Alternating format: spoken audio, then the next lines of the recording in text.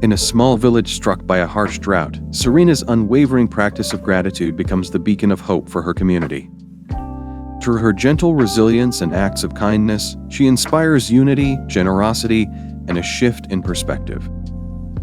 This heartwarming story illustrates the transformative power of gratitude even in the most challenging times, proving that blessings can be found everywhere if only we choose to see them. Please subscribe my YouTube channel and press the bell icon for new update. In a small, quiet village nestled between rolling hills and dense forests, there lived a young woman named Serena. She was known for her radiant smile and her unwavering kindness.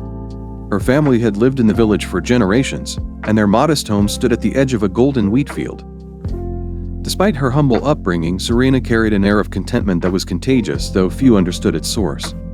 Serena's mornings began with a ritual she had practiced since childhood. She would sit on a worn wooden bench beneath an ancient oak tree and close her eyes, her hands resting on her knees. With every inhale, she silently recited the words, "Thank you." With every exhale, she whispered, "For this life." It was a habit instilled in her by her grandmother, a wise woman who often said, "Gratitude is the seed of joy. Tend to it, and it will grow beyond measure." Life in the village was simple, but not without its challenges. The crops depended heavily on the whims of the weather, and the villagers often found themselves at the mercy of droughts or storms. One summer, a particularly harsh drought threatened the livelihood of everyone. The fields turned brittle, the streams ran dry, and the once vibrant greenery faded to a dull brown. Tension and despair hung in the air like an unrelenting fog. Serena, too, felt the weight of the drought, but she refused to succumb to despair. Each day, she continued her gratitude ritual, adding a new line to her mantra. "Thank you for the lessons this drought will teach us."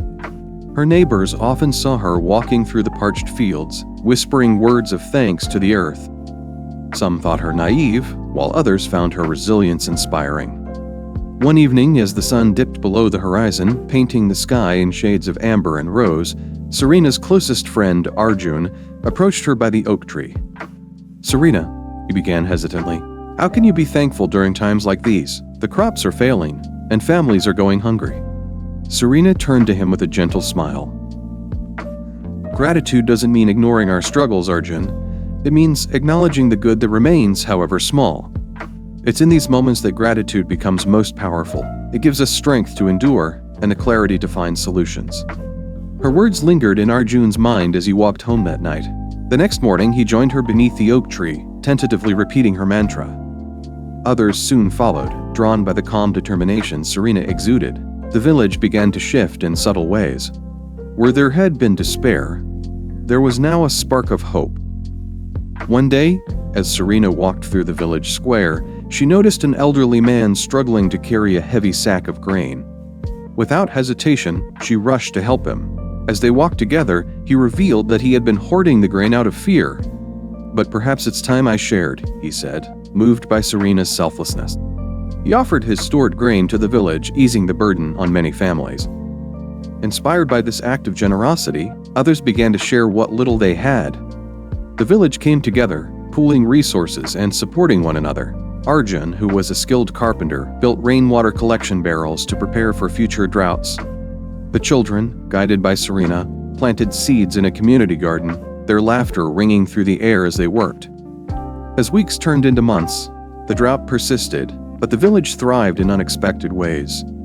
Bonds grew stronger, and gratitude became a shared practice. Every evening, under the starlit sky, the villagers gathered by the oak tree to express their thanks. They thanked the earth for its resilience, the sun for its warmth, and one another for their kindness and strength.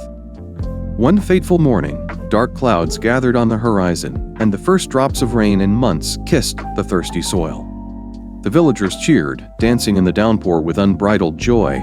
Serena stood beneath the oak tree, her face turned to the sky, tears mingling with the rain. "Thank you," she whispered, her voice barely audible over the patter of rain. The rains revived the fields, and the harvest that followed was more abundant than anyone had dared to hope. The villagers celebrated with a grand feast, and Serena was honored as the heart of their resilience. Arjun, now a firm believer in the power of gratitude, raised a toast. "To Serena, who taught us to see blessings even in adversity."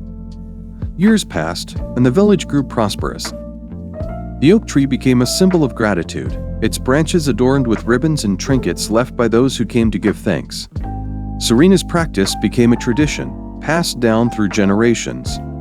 Children learned to whisper, "Thank you," beneath the tree, carrying forward the lesson that had transformed their community.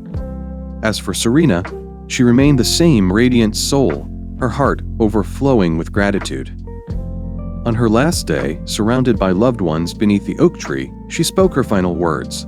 Gratitude is not just a feeling, it is a way of living. Never forget its power. And so, the legacy of gratitude endured, a testament to the truth that even in the face of hardship, there is always something to be thankful for. The village thrived, not because of its wealth or resources, but because its people learned to nurture the seed of joy that gratitude plants within every heart.